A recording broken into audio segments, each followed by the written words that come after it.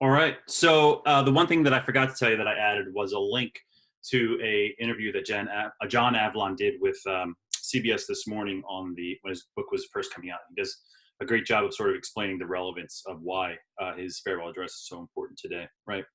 So let's shift gears here a little bit and talk about the last days of George Washington, and it's um, a bit of a tragic story in that his death was swift and kind of out of nowhere, right?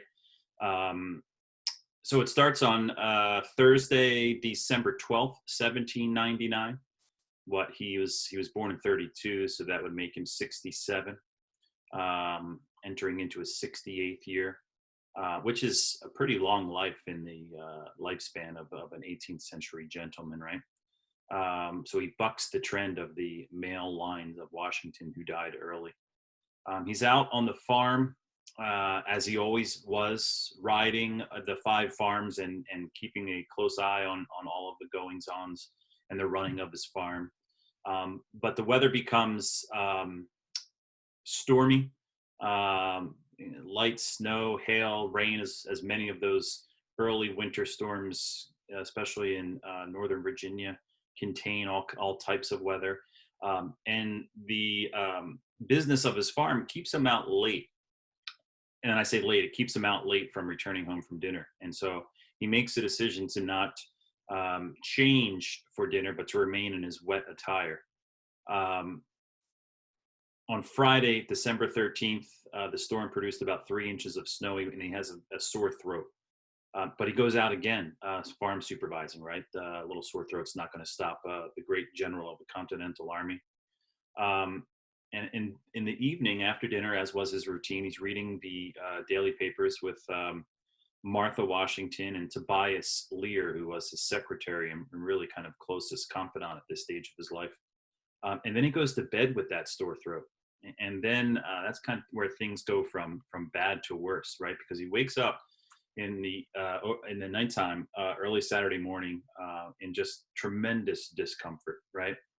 Um, Caroline, who was a house slave, will come in at daybreak to stoke the fires, and she's immediately asked to go and wake up Tobias Lear, and that's at the request of Martha Washington. George Washington would not allow Martha to fetch for the doctor anytime sooner. So there's a solid 3-4 hour window where Washington wouldn't allow Martha to go and get any help for him.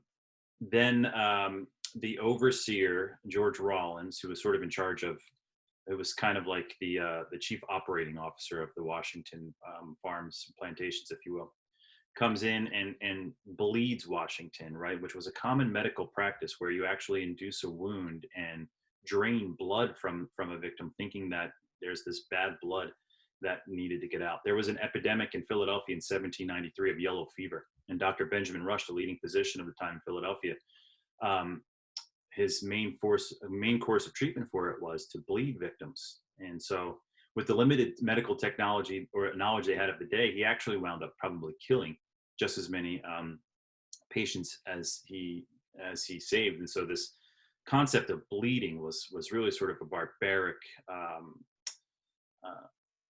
strategy that was commonly used in this time period, right? Dr. James Craik is fetched from Alexandria, Washington's trusted doctor that had been with him throughout the American Revolution. He prescribes mixture of molasses, butter, and vinegar. And this in itself almost kills Washington, because part of Washington's problem is he has this throat infection. And so he's unable to really swallow anything. Now you're putting molasses down your throat. So he almost literally gags himself until he suffocates and is able to avoid that. So the medical personnel is not really kind of helping him out. He's bled 4 times throughout that day, 32 ounces of blood taken from him, right?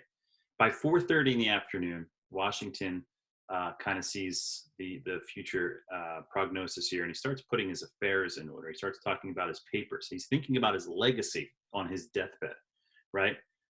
He dies between 10 and 11 at night, and his famous last words were "'Tis well." So, and then begins the long mourning process of of Washington throughout the country. So I've gone ahead and I've, again, included another clip from CBS this morning in which they talk about the mysterious death and, I guess, treatments of Washington. So go ahead and take a look at that, and we'll come back and we'll talk about leadership lessons.